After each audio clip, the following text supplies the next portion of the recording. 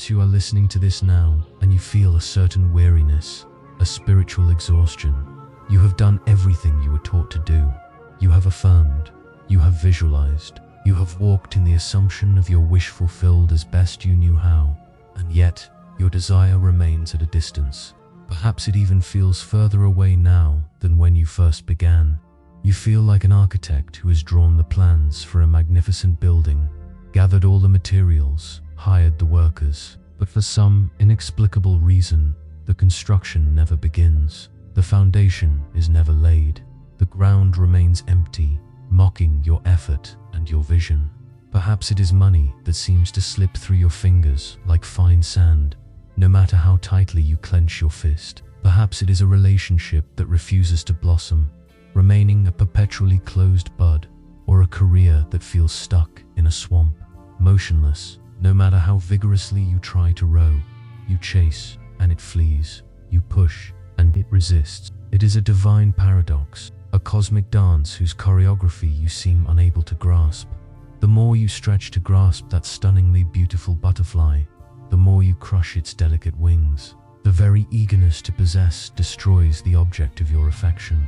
What if I told you that the very effort you are applying is the one, the absolute, an insurmountable barrier standing in your way? That the immense energy you are expending to force your desire into being in the world of Caesar is the precise reason it has not yet arrived. This is not an accusation, but a revelation. It is the key that has been hidden in plain sight, obscured by the sweat on your brow. In our time together today, we will explore this delicate and most powerful art of all, the art of allowing. We will learn why letting go is not the same as giving up, but is, in fact, the highest and most refined form of faith. And I will show you what to do instead of forcing, to finally let what you desire come to you as effortlessly and as naturally as the sun rises in the morning, not because of your insistence, but because of its nature. Stay with me, for in the next moment, I will show you why all your effort has been in vain, and why letting go is the secret key you have overlooked. To truly understand why your intense effort, your struggle, and your willpower may be failing you, you must first comprehend a strange and wonderful paradox of the mind, a principle that demonstrates, without a shadow of a doubt, that your will and your imagination are often at war, and in such a war, your imagination will always, invariably, be victorious. Not because it is stronger, but because it is the very substance of reality. The will is the soldier on the battlefield, but the imagination is the general who draws the map of the war, the very terrain where the battle is fought. To try to defeat the imagination with the will is like trying to erase a drawing by altering the pencil. It is a futile effort. The real power lies in redrawing the image. Think about it for a moment. How many times have you tried to force yourself to sleep, only to find yourself more awake than ever, your mind racing? Your will said sleep, but your imagination was fixated on the state of insomnia, on the dark ceiling, on the sounds of the house, and the imagination won. How many times have you tried not to be nervous before a presentation, repeating to yourself, be calm, only to feel your heart pound even harder? Your will cried out for calm, but your imagination projected the image of failure, of judgment, of forgetting, and the imagination, true to its nature, manifested that reality in your body. This is what some call the law of reversed effort. The harder you consciously try to force a state with your will, while your imagination is convinced of its opposite, the more you amplify the very state you are trying to escape. The conscious effort to overcome an imaginative belief only feeds that belief with more attention and energy, making it even more dominant. I remember a very simple, yet profound, experience I had years ago. I was desperately trying to remember the name of an actor from an old movie. It was one of those frustrating things on the tip of my tongue. I forced my mind. I ransacked my memories. I clenched my fists in concentration. What is his name? I repeated. My will was engaged in a frantic search, but my imagination was completely convinced of a single image, a blank space. a void where the name should be. And the more I forced it, the more solid that void became. Frustrated, I gave up. I let go. I went to do something else, completely forgetting about it. And then, perhaps an hour later, while I was relaxed, reading a book, the name popped into my mind, clear, vivid, without any effort. It came the moment I stopped holding it underwater. This small experience is a microcosm of the great law of manifestation. Your feeling of lack, your deep-seated belief that you do not have your desire, that is the cork. Your frantic effort, your struggle, your constant checking of 3D reality, that is the force holding it down, constantly reminding you of its buoyancy, of its reality in your world.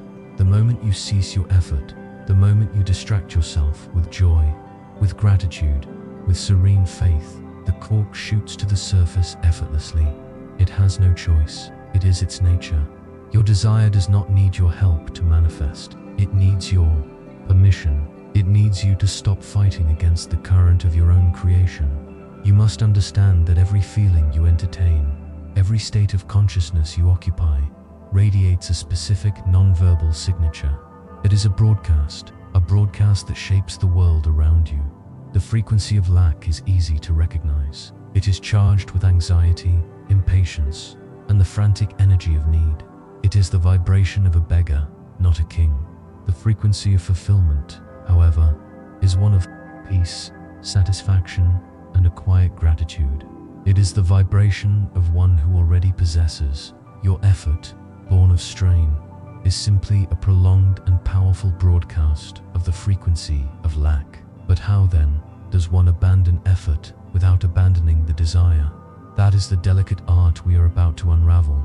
But first, you must understand the silent war that is happening within your own mind, the battle between what you want and what you secretly believe to be true. Let me know in the comments, have you ever felt this spiritual exhaustion, this feeling of fighting against an invisible force within your own mind? To understand why your intense effort has been counterproductive, you must first accept a fundamental and liberating truth. Your imagination is the one and only creative reality. The world you perceive with your 5 senses, the so-called world of Caesar, is merely a shadow, a reflection projected from within you. It has no will of its own. It simply obeys the commands it receives from your imagination. Now, what is the will? The will, as we know it, is a function of the conscious mind, the ego. It is the force we use to navigate the world of shadows, to move our bodies, to make logical decisions, to force ourselves to do things that, perhaps, we do not want to do. It operates on the plane of effort, of struggle, of resistance. Imagination, on the other hand, is the activity of God within you.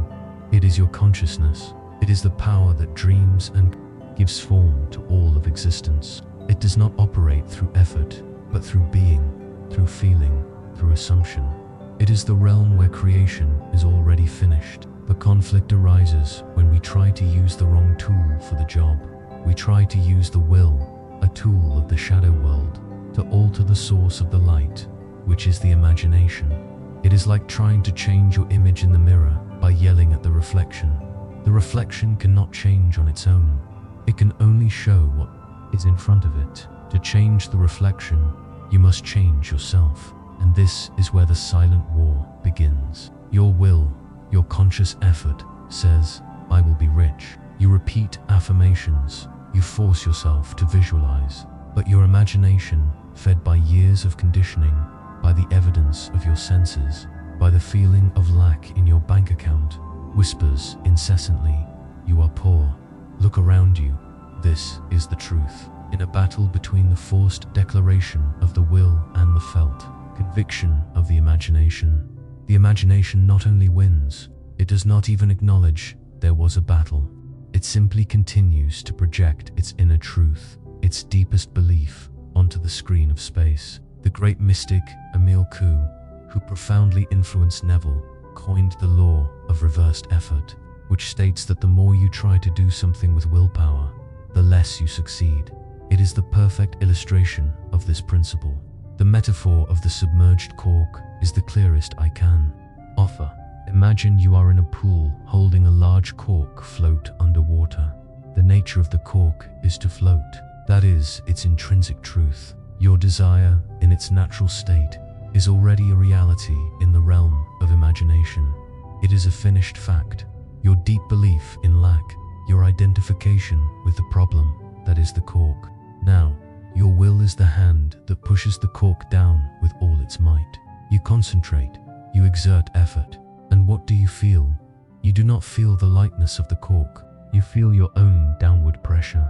You feel the powerful resistance of the cork wanting to rise. Your effort does not negate the cork's buoyancy. On the contrary, it confirms it. It makes you painfully aware of the upward force you are suppressing. Your effort to manifest, born from the feeling that it is not here yet, only makes you more conscious of the absence of your desire. Every drop of sweat, every moment of struggle, is a powerful affirmation to your subconscious that the desire is not yours, that you must fight for it. And your subconscious, being the perfectly loyal servant, says, "Yes, Master, you are struggling. Therefore, I will give you more reasons to struggle." The moment you remove your hand, the moment you release the effort, give up the fight, and simply assume that the nature of the cork is to float, it shoots to the surface. It does not ask for permission. It does not need your help. It simply fulfills its nature. Your desire is the same. It wants to manifest. Creation is finished. Your job is not to make it happen, but to stop preventing it from happening. Many believe that willpower is the ultimate virtue, the key to success in all areas of life. We are taught from a young age to try harder, to push harder, to never give up. But the law of consciousness, the law of God, operates in a way that seems contrary to this worldly wisdom.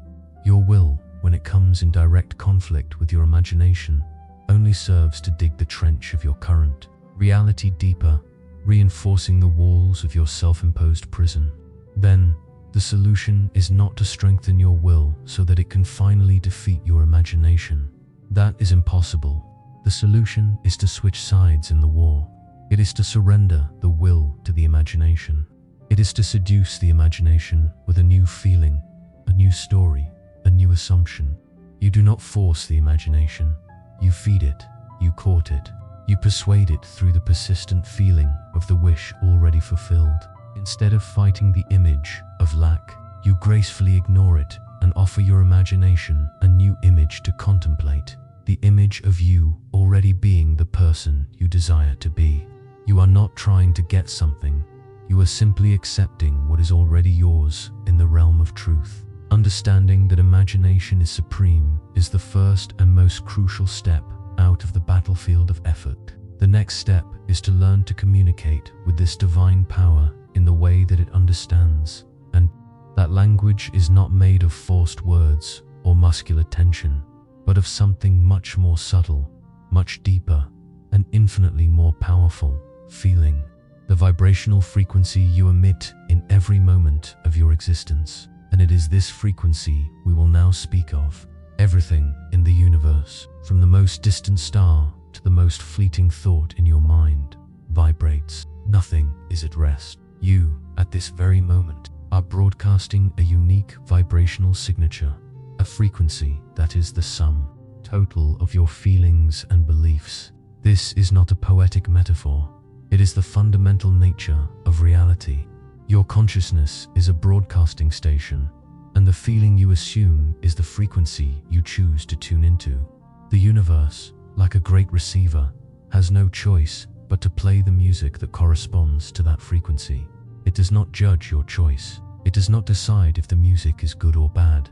It simply reflects it faithfully in the conditions and circumstances of your life. Now, let us examine the two primary frequencies that govern the human experience: the frequency of lack and the frequency of fulfillment. The frequency of lack is perhaps the most familiar to most. It is the static that drowns out the melody of life. It is charged with the feelings of anxiety, impatience, frustration, envy, and above all, the frantic energy of need. When you are operating on this frequency, you feel a void. You feel that something is missing, that you need something outside of yourself to feel whole, secure, or happy.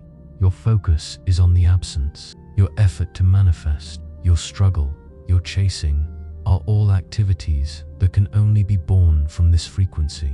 Why would you strive for something you already feel is yours? The very act of forcing is the most powerful confession that you do not possess it.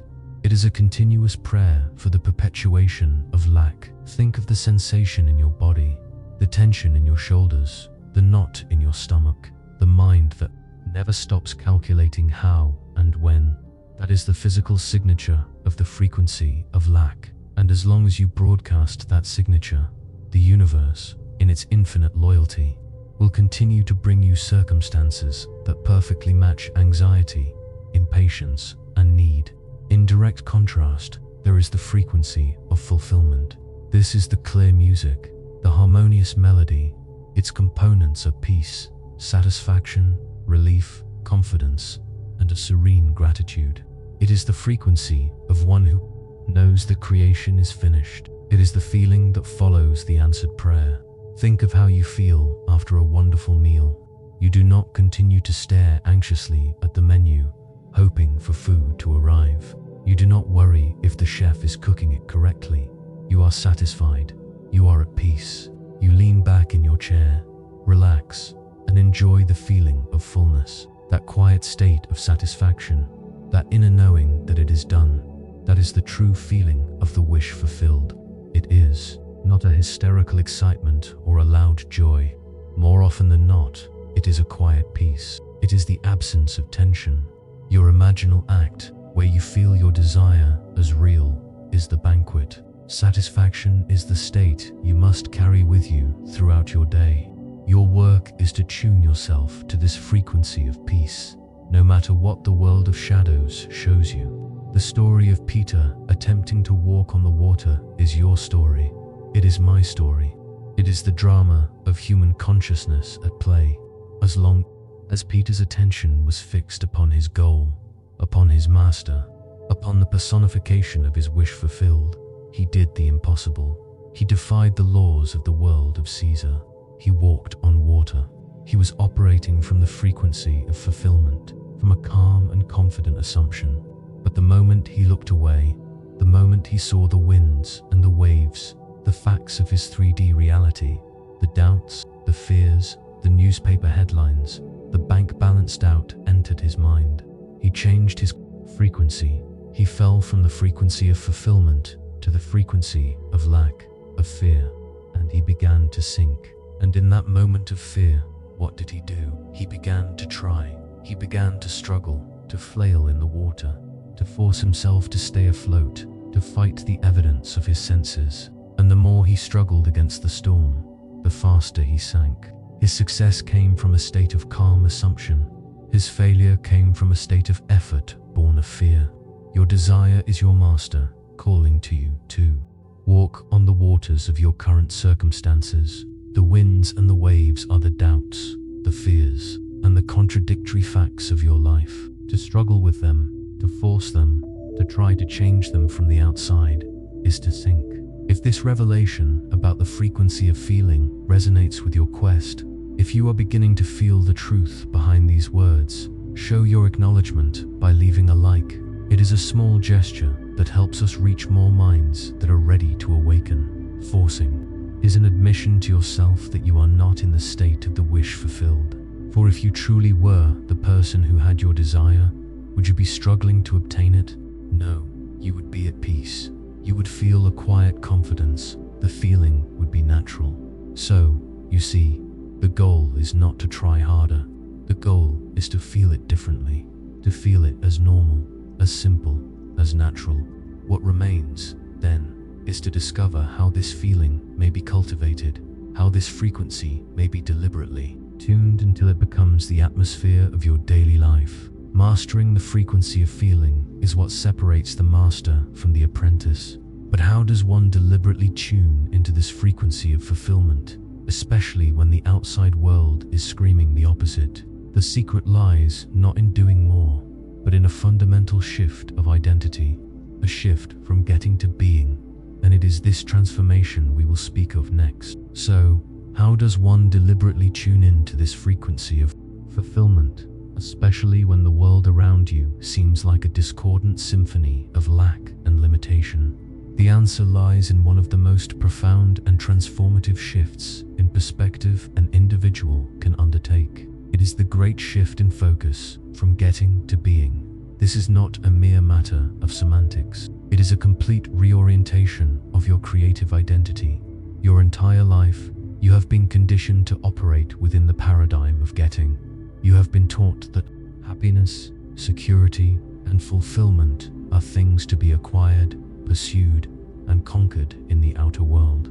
You are the hunter, and your desires are the prey. This model inherently places you in a state of separation. There is you, and there is the thing you desire. Between the two, there is a chasm of time, space, and effort that must be bridged. In this hunt, your attention is fixed on the exterior. You are constantly measuring the distance, assessing the obstacles, planning the strategy of capture. You are focused on the effect, not the cause. The work of getting is exhausting because it reinforces, with every step, the fundamental belief that you do not yet possess what you seek. It is a journey that begins and ends in lack. Now, contrast this with the paradigm of being. Being is not an activity of acquisition. It is an activity of recognition. The real work, the only work, is not to acquire the thing you desire. It is to become, in imagination, the person who already has it. It is a shift from the inside out. You cease to be the hunter and become the very ground where the prey already lives in peace. You are no longer trying to reach a state. You are occupying that state.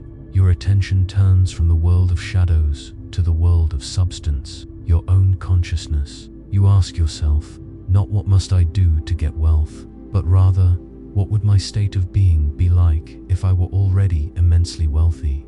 You do not ask, how can I find love, but rather, who would I be if I were already in a deeply loving and satisfying relationship? This change in questioning is the key that turns the lock. It moves you from the position of a victim of circumstances to that of the creator of reality. When you ask, what must I do? You are admitting powerlessness. When you ask, who am I? You are reclaiming your divine power. The process is simple in its description, but profound in its application. If you desire wealth, you do not spend your day anxiously chasing money. Instead, you quiet yourself and assume the state of being wealthy. You ask yourself, what would my inner conversations be like if I were wealthy? How would I see the world? What assumptions would I hold as true? Perhaps you would discover that your inner conversations would not be about getting money, but about managing it wisely, about the joy of circulating this abundance, about the freedom it provides. You would begin to think from that state. You are no longer a poor man, wanting wealth. You are a wealthy man, simply living his life, and your mind conforms to this new identity. Your thoughts, feelings, and even your speech patterns begin to change, not by force, but as a natural result of wearing a new garment, a new body of consciousness. Many confuse this with faking it until you make it. This is a gross error. Faking implies a duality. There is the real you who is faking, and the role that is being played. That is effort, that is will. Being is different. Being is a fusion. It is the complete and unconditional acceptance of your assumption as the only reality.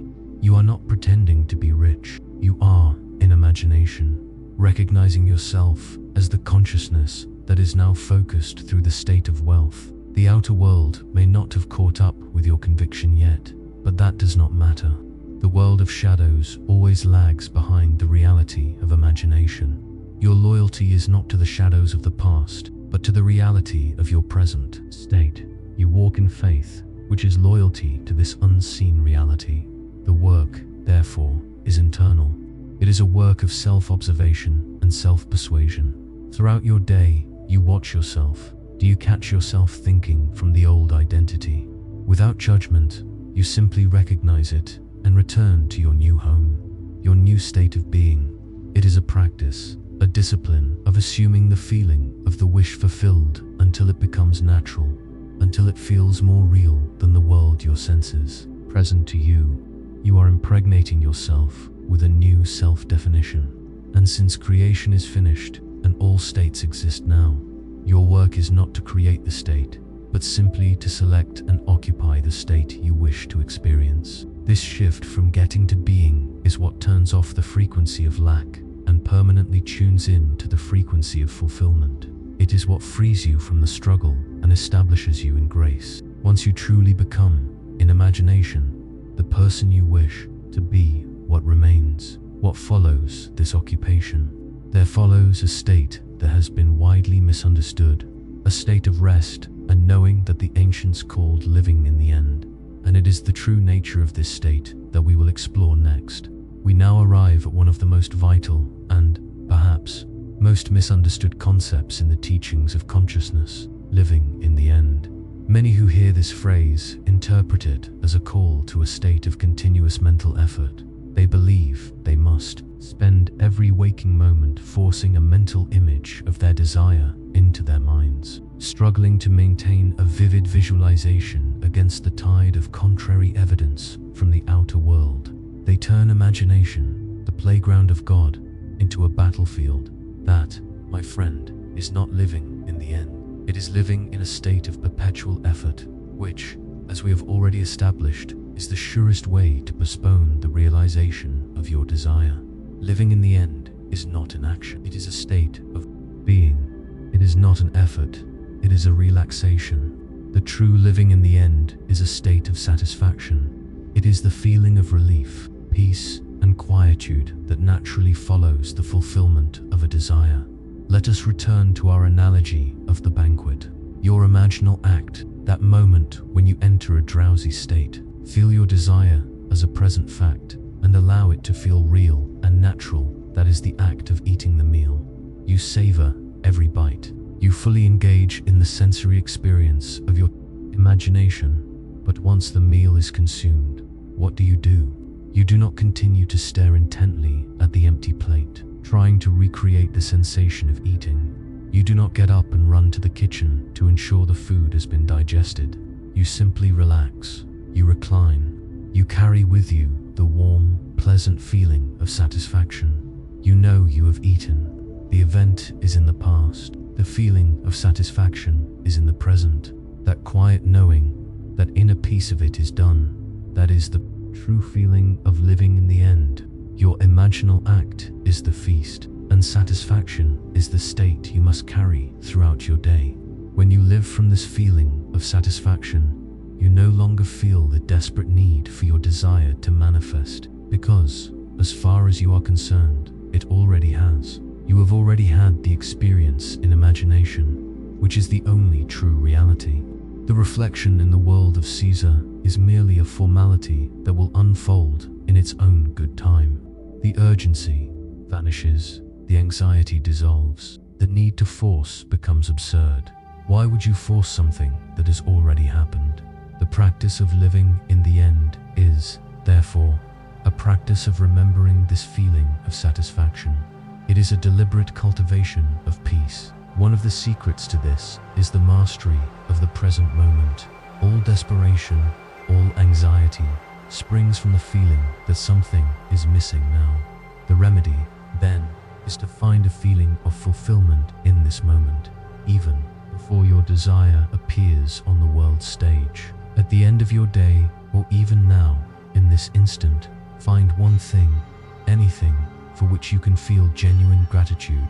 It could be a kind word someone said to you, a moment of beauty you witnessed in nature, the comfort of your bed, the simple fact of your own breath. By practicing the feeling of gratitude for what you already have, you are, in fact, practicing the feeling of fulfillment.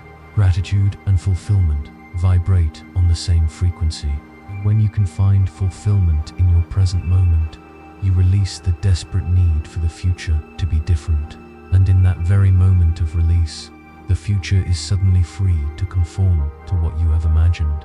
Another powerful key to maintaining this state of satisfaction is to build for yourself a mental sanctuary. This is a short, simple, and static imaginal scene that implies your wish is already fulfilled, not the moment of receiving it, which can be charged with excitement and shock, but a moment after, a moment of calm, of normality, where your desire is already an established fact of your life. If you desire marriage, your scene could be as simple as feeling the cool, smooth wedding band on your finger while washing your hands, a daily action now altered by this new fact. If you desire professional success, it could be a brief congratulatory conversation with a friend, hearing them say, "I always knew you would do it." This scene is not something you force. It is your safe harbor. It is your anchor in the reality of your desire. When the storms of doubt arise in your day, and they will arise, for they are the echoes of your former state, do not fight the doubt. To fight doubt is to give it reality. Instead, you simply retreat to your mental sanctuary for a few seconds. You feel the ring on your finger. You hear your friend's voice. You feel the reality of it for an instant, and then you return to your day with faith restored, carrying the peaceful atmosphere of that sanctuary. What is the feeling that, for you, represents the deepest satisfaction? Share in the comments the feeling you would associate with your desire already fulfilled. Would it be relief, peace, quiet, joy? Recognizing that feeling is the first step toward being able to inhabit it. Living in the end, therefore, is an art of confident relaxation. It is the quiet of knowing the work is done. However, even while cultivating this state, there are pitfalls that can undo your good work. It is crucial to learn how to protect your creation, to allow it to grow undisturbed. This brings us to the subtle art of allowing and detachment, which is not what you think it is. The art of allowing and detachment is the beating heart of all effortless manifestation. It is here that most people falter, as the very idea of detachment seems to contradict the nature of desire. How can I, you ask, detach from something I want with every fiber of my being? The confusion arises from a misinterpretation of the word. Detachment, in this context, is not apathy. It is not indifference. It is not, in any way, giving up on your desire. In fact, it is the highest, most potent, and most refined form of faith. It is the calm assurance of the Master, who knows that the laws of the universe are immutable and perfectly faithful. Let us use the analogy of the farmer, which is perhaps the most perfect of all. A wise farmer who desires an abundant harvest does not plant a seed and then stay at home indifferent, saying, "Well, maybe it will grow, maybe it won't. I don't care." That would be apathy. Nor does he go to the field every day, anxiously dig up the seed to see if it is sprouting, measure its progress, and yell at it to grow faster. That would be forcing. The wise farmer does his work with precision and faith. He prepares the soil, his receptive state of consciousness. He plants the seed, his clear and felt imaginal act, and then he leaves it alone. Detaches. But what does he detach from? He does not detach from his belief in the harvest. His confidence in the harvest is absolute. He detaches from the need to interfere in the process. He detaches from the anxiety about the how and the when. He simply knows that he has done his part and that the law of growth, a divine and infallible law, will do the rest. He trusts the seed, he trusts the soil, and he trusts the sun. He simply allows. This is the state you must cultivate. You're part of. The work is completed the moment you feel the reality of your desired state. At that moment, you have planted the seed in the fertile soil of your subconscious mind. Now, you must allow the law of assumption to do its work, trying to help the process, worrying about the means, manipulating people and circumstances in the outer world. All of this is the equivalent of digging up the seed. Every act of anxious checking in your 3D world to see if it has happened yet is an act of doubt that disturbs the gestation process. You are, in effect, saying to your subconscious, "I don't trust you. I don't believe that what I did was enough." And your subconscious, always responding to your dominant belief, reflects that doubt back to you. True detachment is a detachment from doubt. It is a refusal to give attention or your energy to any thought or circumstance that contradicts the reality of your fulfilled desire. Think of the feeling of having ordered a fine meal at a wonderful restaurant. You place your order with the waiter, the imaginal act. You trust that the order has been received. You do not follow the waiter into the kitchen to make sure the chef is cooking. You do not go into the pantry to check if the ingredients are fresh. To do so would be an insult to the establishment. Instead, what do? You relax at your table. You enjoy the ambience, converse with your companion, perhaps sip some wine. You live in the feeling that your meal is on its way. You live in the certainty of its arrival. That is the feeling of allowing. It is the same assurance with which you know the sun will rise. You do not wake each night in a panic, wondering if the dawn will come. You simply know it will, and so you rest. In like manner, you must rest in the certainty of your desire fulfilled. For remember, to desire is to confess you do not have. Once you have assumed the state of the wish fulfilled, you no longer desire in that sense. You assume it, you accept it as fact, and then you rest in the knowledge that it is done. Creation is finished. What you seek is already yours. You need only to accept it and allow it to appear. This state is a quiet inner peace, a release of all tension. You can think of your desire and you feel a gentle warmth, a quiet smile, not the anxious, desperate yearning of still wanting it, but the pleasant, familiar feeling of knowing it is already yours. When you reach this state, you have moved from being the frantic hunter chasing your desire through the woods to becoming the fragrant flower standing still in the garden, effortlessly drawing all that you desire to you. You do not chase, you simply attract. This is the promise of allowing. This is the secret of letting it come. But to remain in this state of graceful allowing, to rest like the confident farmer, a foundation is required, an unshakable foundation. That foundation has a name, a word that has been used and abused throughout the eons, but whose true meaning is the final key to all conscious creation. That word is faith, and it is the true nature of faith, not as blind hope, but as confidence and rest that we will now seal in our hearts. We have arrived at the final pillar that supports the entire edifice of conscious manifestation, faith. But we must be exceedingly clear about what faith is in this context. It is not the vague, uncertain hope that things might somehow work out. Hope admits the possibility of failure. It is not blind optimism, which ignores reality in the hope of a positive outcome. Faith, in the mystical and creative sense, is far more robust and active. Faith is loyalty to an unseen reality. It is your firm and unwavering acceptance of the truth of your imaginal act, in spite of any and all sensory evidence to the contrary. The Bible defines it perfectly. Faith is the substance of things hoped for, the evidence of things not seen. It is not the absence of evidence, it is the evidence. Your imagination, felt as real, is the very substance and proof that what you desire exists. To keep the faith, then, is simply to remain loyal to this inner reality.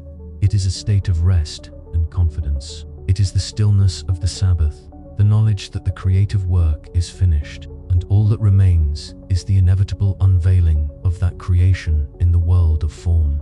To cultivate and protect this faith, two practices are absolutely essential. The first is this: you must resist the impulse to anxiously look for signs in your outer world. Every time you check your email, your phone, or your bank account with a feeling of anxiety to see if it worked, you are performing a powerful imaginal act of doubt. You are, in effect, praying for the absence of your desire. You are impressing your subconscious with the feeling that it is not here yet, and your subconscious, the infinitely loyal servant, accepts that feeling as your new command and faithfully projects it. Think of the baker who has placed a cake in the oven. He has done his part. He mixed the ingredients in the right proportion and placed the batter in the heat. He does not open the oven door every 2 minutes to see if the cake has risen. To do so would let out the heat and ruin the cake. Your sustained assumption, your faith, is the heat that bakes your desire into reality. Once you have placed it in the oven of the subconscious through a felt imaginal act, you must leave the door closed. You must trust the process. When the cake is ready, the aroma will fill the house. Likewise, when your manifestation is ready, it will appear in your life naturally and unmistakably. The second practice is to not discuss your desire with those who are not in sympathy with your aim. Your imaginal act is a tender new creation, a new state of consciousness. It is your pearl of great price. Exposing this new birth to the cold winds of doubt, ridicule, or even the well-meaning logic of others can chill your conviction, causing you, in turn, to doubt your own creation. Keep your secret. Let it grow strong within you, nourished by your feeling of satisfaction and your serene faith, until it is ready to be born as an undeniable fact in your world. The journey we have taken today has been from effort to grace. We began with the paradox that our struggle pushes our goals away. We discovered the supremacy of imagination over will. We learned to change our frequency from the feeling of lack to that of fulfillment. We made the crucial identity shift from getting to being. We redefined living in the end, not as striving, but as satisfaction. And we embraced the art of allowing and detachment, which is the highest form of faith. And faith, we have discovered, is simply to rest in the certainty that creation is finished. Now, let us go into the silence. If this journey of discovery has awakened something within you, if you wish to continue to deepen these teachings and master the power that lies within your own consciousness, subscribe to the channel to join us in this ongoing exploration of the law. What does this teaching awaken in you? What is the one thing, the one effort that you can commit to letting go of, starting today? As your reflection ritual of the day, I invite you to a simple exercise tonight. Before you fall asleep, instead of wrestling with your problems or planning your battles for the next day, choose one area of your life, just one, and feel the immense peace and profound relief you would feel if you knew, without a shadow of a doubt, that this issue is already perfectly and divinely resolved. Do not try to visualize the solution. Do not worry about the how. Just sink into the feeling of relief. Rest in that feeling as if it were a warm blanket. Allow that peace to be your lullaby. That is your only task. You are no longer forcing, you are allowing, you are letting it come.